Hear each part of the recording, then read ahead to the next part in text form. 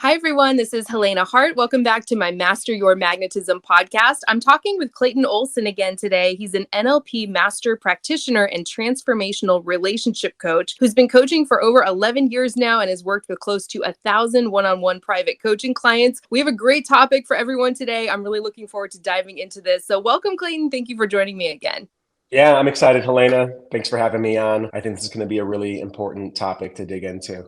Yes, today we're going to be talking about 3 archetypes or unconscious personas that actually push men away or block intimacy unknowingly. Do I have that right? That is right. Yes. And these could apply to both men and women, I imagine. But since my podcast audience is mostly women, we're going to be talking about that from the woman's perspective. And we're also going to be talking about some solutions or what to do if you find yourself relating to one of these roles, because this is something we can probably all relate to. So, is there anything you want to say before we get started?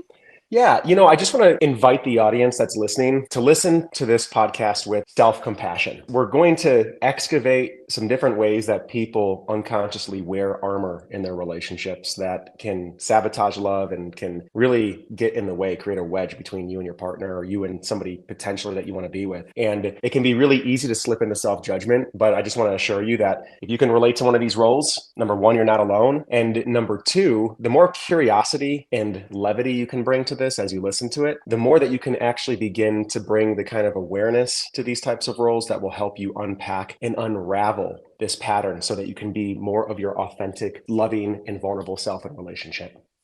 That sounds great. And I did want to mention that you have a couple spots opening up for private coaching. So I can include an application if anyone's interested in working with you. That'll just be the first link in the show notes or the description, depending on where you're listening to this. Is there anything you want to say about that quickly before we get started? Yeah, I'm opening up some coaching spots for 2024. And if anything in this podcast resonates with you and you'd like to do the deeper work necessary to really build a foundation to be ready for relationship and truly approach your intimate connections with more power, clarity, and your authentic self, I'd love to have a conversation with you and we can talk about what that would look like. Perfect. So let's dive into this topic. What is the first archetype or unconscious persona that gets in the way of intimacy or actually pushes good men away? Yeah. So the first role I call the discarded role. And so the discarded role is playing the role of giving to get. And somewhere in the discarded's life, she begins to believe that she has to give, and maybe even give some more in order to be actually loved and worthy of love in her relationships. She operates under this false premise that if she can just give enough, then she'll be enough for him. And so the discarded believes that if she pretends she doesn't have needs in the relationship and that she's able to keep things easy and harmonious and not be a burden to the man that she's with, then the man will have no reason to leave. And so in this way, the discarded gets to feel an illusion of control and safety within the relationship through her excessive giving. And, this role's great at being able to get into relationships with men because she's highly malleable and very generous on some level, but the generosity is typically coming from a fear of losing him. And what often happens is she ends up resenting herself and feeling really depleted and exhausted inside of her connections. Oh, I know a lot of people like that. I can actually relate to that a little bit too in my Yeah. past. We don't know these things consciously. We just think that we're a nice giving person and then we wonder why no guy wants to commit to us. They might like you and think you're wonderful, but you're just not the one that's chosen. I can Mm. relate to that feeling so much in my past. What kind of man would a woman attract if she's playing this role unconsciously? Yeah. So the type of man she might attract if she's entrenched in the discarded role is somebody who's going to be the perfect complement to this role, meaning that they're engaging in the dance with her. In other words, the discarded will typically attract men who will also want the overextended giver in the relationship. And so she'll typically attract men that are takers or possibly emotionally unavailable men that withhold love and affection and give her a reason to do all the work. So they make the space for her to execute this role again and again and again. And this ends up being the perfect match in a way of which the system works. It might not be a pleasurable experience, but the dance actually becomes harmonious in some ways because he's taking and she's giving. And ultimately, what happens is the discarded abandons herself and she ends up feeling also discarded by the men that she dates. Does this overlap with some of the attachment styles? It sounds like this could be more of an anxious attachment style. Is there any overlap there? Yes, there is. There's definitely overlap. It doesn't always mean that the discarded is operating from an anxious attachment style, but I would say that there's a big overlap that can be present there. Yes. I know a lot of women in my community, or just people in general who are drawn to this work, can definitely relate to this. If you're listening to this on YouTube, let us know in the comments section, is this something you can relate to? And Yeah. what can a woman start to do to turn this around? Do you have any action steps or core beliefs that she might want to start becoming aware of in order to start turning things around? Yes, definitely. So, one of the things that the discarded believes, we'll just talk a little bit about the foundational beliefs or misconceptions that she may be operating from. So, she might be thinking to herself or have an unconscious belief, or maybe it's a very explicit belief inside of her that she is not worthy of love unless she's giving and sacrificing for others. She might also believe that if she doesn't have needs, if she pretends she doesn't have needs, then her partner won't leave her. And there's another belief there that her needs are actually too much for others. So, it's best if she minimizes them. She has to earn love through excessive giving. Now, Mm. as we bring more awareness to this foundation of what are often unconscious, we can start to really examine whether those things are actually true or not, and maybe begin to choose different beliefs. But let's actually go from an action standpoint. What can the discarded begin to do? If you find yourself identifying with this role, what can you start to do to unravel this pattern and bring more awareness and choice into it? Well, number one, you can start to identify your own needs and wants. And what I would recommend doing is actually writing them down. Whenever you feel them come up within you, write them down so you've got a document of them and you're actually in relationship with them. So they're not just these kind of fleeting, passing feelings, but you've really explicitly made something visible to you so that you can feel what that's like and determine whether it's a request that you want to make. Another thing the discarded can do is just practice saying no to requests when they feel like they compromise your well-being. And I know that can be scary, so start small. And then also have conversations with your partner about your needs that are not being met. That might just look like talking about how you're feeling and making some requests and just noticing that perhaps, what if by you bringing your needs to the relationship, you're actually giving your partner a blueprint of how to win with you and get closer to your heart? And what if your needs are actually a contribution to the relationship rather than something that takes away from them? And then another piece too is make sure that if you are in connection with somebody, you schedule regular me time so that you can tune into what you truly want. The discarded has a tendency to get into relationship, feel enmeshed, start to lose themselves in the other person, and they start to lose track of truly how they're feeling in their body and what it is that they truly want. That's fantastic. Those were some really great action steps and things that you can start to become aware of. I think that's probably where getting some coaching can really help if you have some of these deep-seated patterns and core beliefs. So is there anything else you want to say on this first one, or are you ready to move into the second persona? Yeah, I'll just put in a little caveat to all these parts or all these different roles as well. I have seen very successful, intelligent people fall into these roles. And Mm-hmm. often what happens is we find ourselves maybe being a boss and really in our power in other areas of our life, but then we get into connection with somebody. And what happens is we start to slip into these roles that are really old and they come from childhood. And so I want you to know that if you can identify with one of these roles and maybe you have a judgment about it, again, know that these things are typically ancient protective mechanisms, and even the most intelligent, aware people can sometimes get snagged into them. So perhaps that can help you release a little bit of the judgment if you're finding that bubbling up. Absolutely. Or I see a lot of people putting judgment out there towards men, like men are just takers. No men want to commit. Men just want to Yeah, take. And I'm over here giving. And so having this awareness could really help you start to attract a different kind of person or transform the relationship if you're with someone already. So, what is well that second said. archetype that pushes men away or blocks intimacy?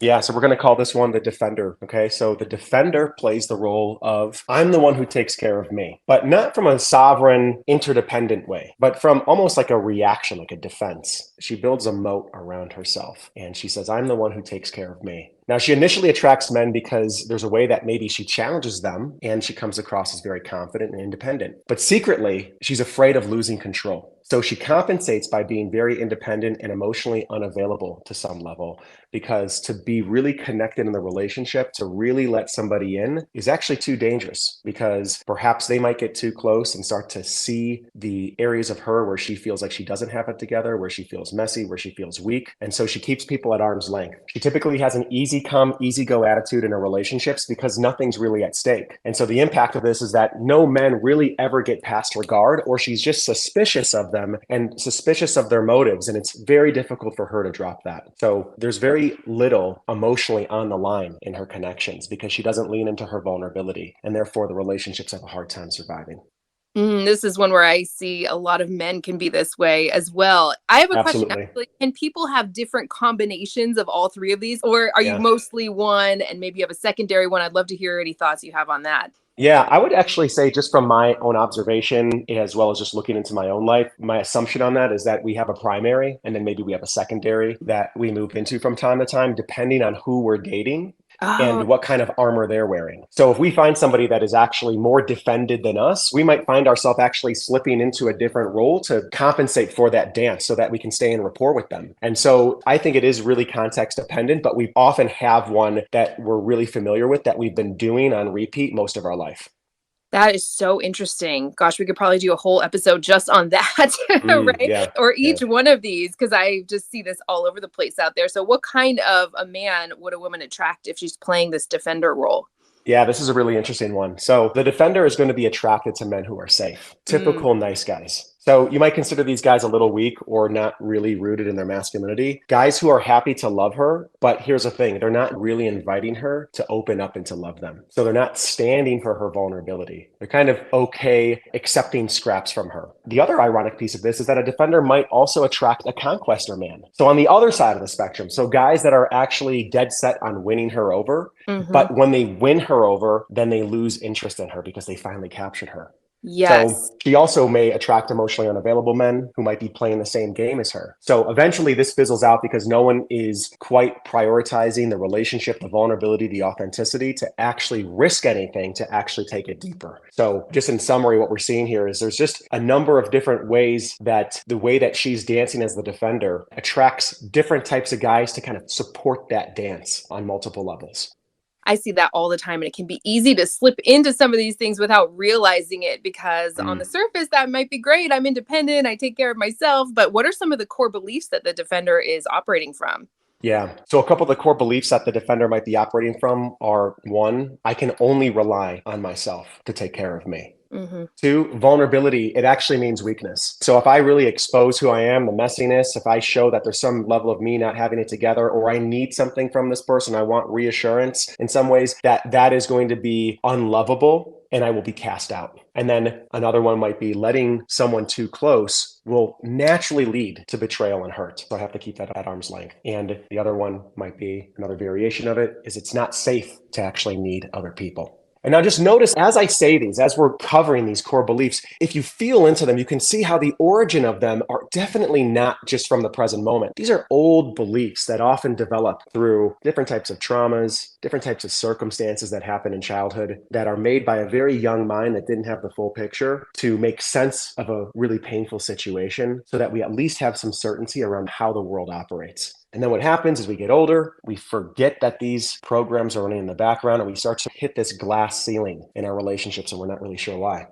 Yes, absolutely. Would this be more of the avoidant attachment style since we talked about attachment styles as it relates to the first one? Yeah, I would say that this overlaps more with the avoidant for sure. Hmm.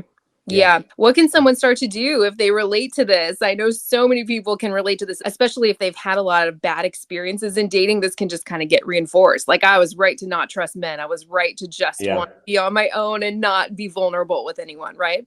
Yep, absolutely. I have worked with a number of women in this scenario in the past, and one of the common themes I see is there's typically a certain sense of suspicion that comes up when they start to feel their partner withdraw or pull away. Hmm. And that suspicion actually kicks them out of their heart and into their mind to try to figure out what's going on. They might start to scheme up ways that they want to check the other person's phone, or they are thinking that maybe they're not important, they're about to be broken up with, and their mind starts taking over and spinning out on all the things that must be wrong with the other person and reasons to discard that other person. And so, I say that in many ways we get kicked into our mind. That's what the defender does. They start to operate in relationship from their mind rather than their heart. And so one of the things that you can do is when you notice that part of you coming out, the suspicious part, the part of you that wants to push away, the part of you that really doesn't want to get hurt, notice yourself withdrawing, take a deep breath, be with yourself, and actually practice leaning in and revealing your experience to your partner. I'm feeling hurt right now. I'm noticing myself feeling confused. I'm not feeling connected with you, and I would love to feel more connected. I have a story going on in my head that XYZ is happening, and I wanted to check that out with you. And so the defender's main thing is how can you lean in and actually be the one to create that connection rather than pull away, which often ends up compounding whatever rupture you're experiencing. And it becomes a self-fulfilling prophecy where part of you can say, oh, well, I told you so. We're in rupture again. I was right about this person. They don't love me. And so it's almost like you got to go against the grain of what you're typically used to doing do it on automatic and start to move in. Another thing you can do is start to just preemptively talk to your partner when you're not triggered about some of the fears that you have of betrayal and maybe some of the history that you have of being hurt if that's happened, and let them know that you're working on this and that maybe you have a pattern where you pull away without actually having a conversation about it. And if you can do this, if you can reveal to them the work that you're doing, number one, I think that's incredibly honorable. Two, it really demonstrates a high degree of intelligence and self-awareness. And finally, you enroll your partner to help you become a better person in relating, which is ultimately what happens in healthy relationships when two people are taking on life together. So lean in rather than lean out.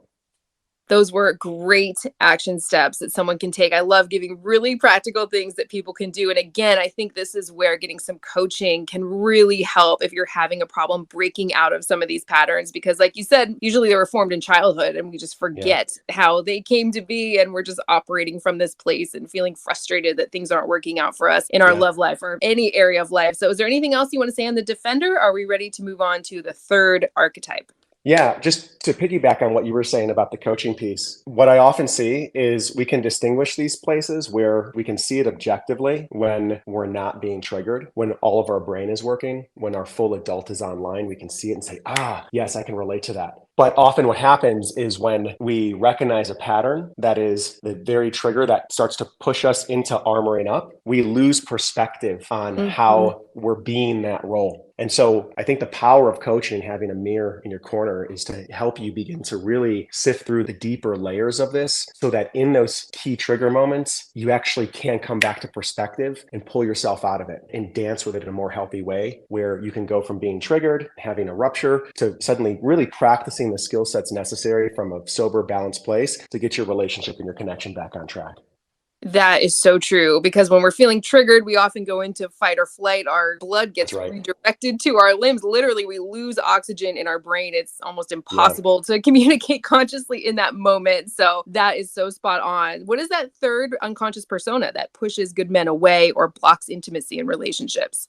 Yeah, we'll call this one the demonstrated. Okay, so we got the 3Ds, the discarded, the defender, and now the demonstrated. And the demonstrated secretly and often unconsciously believes that who she is authentically is flawed and unlovable. She hides behind an image of what she thinks her partner wants. Her gift is adaptability, and she is highly skilled at morphing into whatever she believes her partner wants to be loved and to be worthy of love. Another word for it is she's typically an achiever. There's a way in which she might be really accomplished, and there's a way that she can always put her best foot forward. So underneath the perfect image she projects, the demonstrated feels insecure about being truly seen and known. She's terrified of exposing her real self, flaws and all. So she pretends to be the perfect partner, almost like she is auditioning for the role of girlfriend in the relationship. And so she's secretly, constantly seeking validation that her performance is convincing. And this level of inauthenticity often leaves her secretly exhausted in the relationship, and then also unable to truly relax, because if she was to do that and let down her guard, the fear is that she's going to be abandoned or rejected if she drops the act.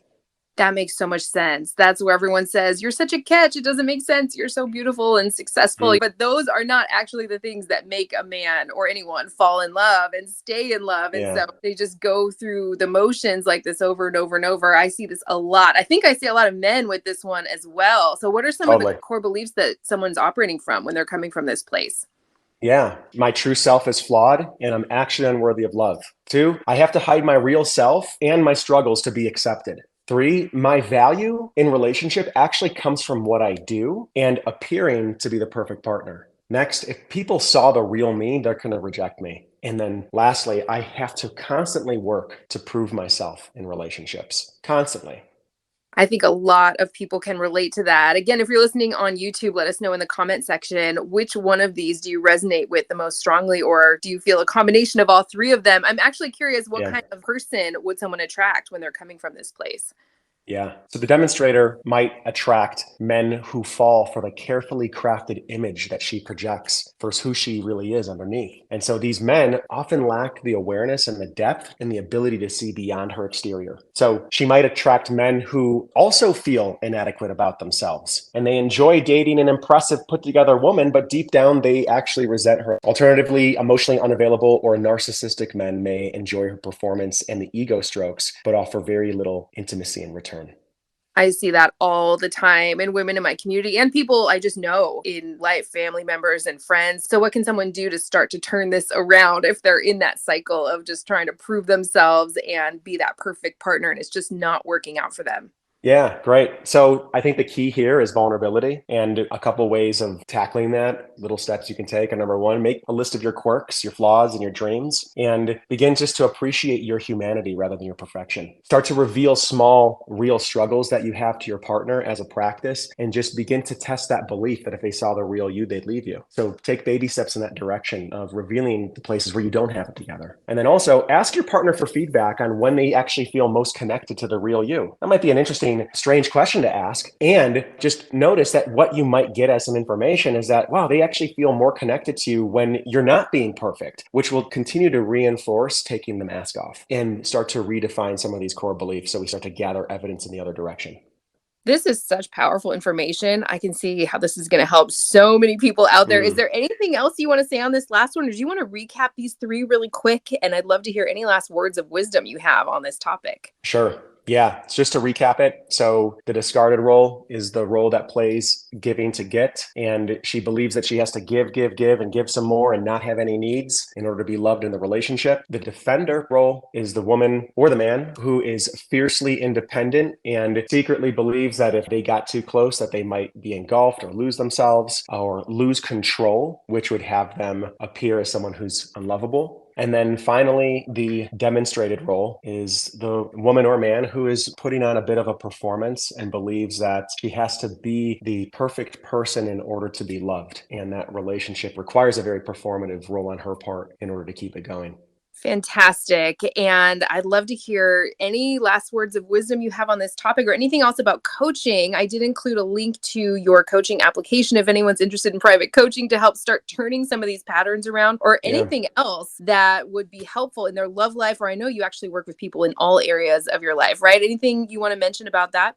Yeah, definitely. And the thing that I'll talk to is just I want to point in a direction for the women that are listening right now, and then I can kind of roll that into coaching. All of these roles, what they have in common is there are ways in which we learn to protect our heart that have worked for us for a very long time. And in fact, many of these roles often create a certain level of success materially in our lives. There's positives to each one of these roles. And Mhm. although we talked about the negative of them today, there's ways in which these things are really powerful allies. And so what happens though in relationships is this armoring that we have ends up firing in contexts where what's actually required is our heart. And so the more that you can keep moving into your heart and bringing your heart into your relationships, that vulnerable, open, emotional aspect of yourself where you can bring it not from a place of like asking for approval, but really see that that is a contribution to a man's life, the more the armor begins to shed. You know, I've had the saying that I think women are truly the gatekeepers to the emotional worlds for a man because the majority of men disown an emotional part of themselves growing up. They're shamed for crying, displaying weakness, being overly excited, or displaying affection. And when a man comes in contact with a woman who is really connected to her heart and has been able to shed this layer of armor, he can begin to reclaim and find parts of himself when he is with you and emotionally connected to you as a woman. And so there is such power available to the intimacy and the lifeblood of a relationship that's available when you start to bring your real self into it. And truly, this is the work that I love to do with people, both men and women. And in this case, with your listeners who are primarily women, I've been working with women for over a decade at this point, helping them make this maneuver, beginning to let go of these patterns that are blocking them from being able to be fully alive and show up as their authentic self in relationship. And I love it. It's really powerful and it bleeds into every area of your life as you get this handled.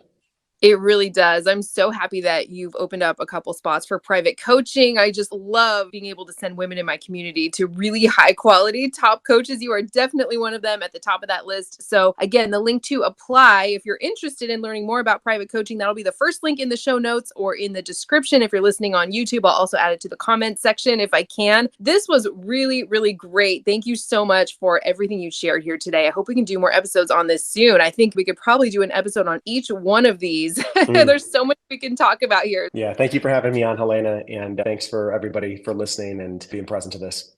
Yes, and feel free to leave me a rating or write a review if you're listening on my podcast. On Spotify, that's at the top of my podcast homepage. On Apple Podcasts, that's at the bottom of my podcast homepage. 5-star ratings help my podcast out a lot. It helps get this message spread to more people so we can really share this knowledge of self-love and empowerment and tuning into your authentic self and radiating that out so you'll naturally become magnetic to the life and relationship you've always wanted. This was fantastic, Clayton. Thank you again. And thanks for listening, everyone. I'll see you next time.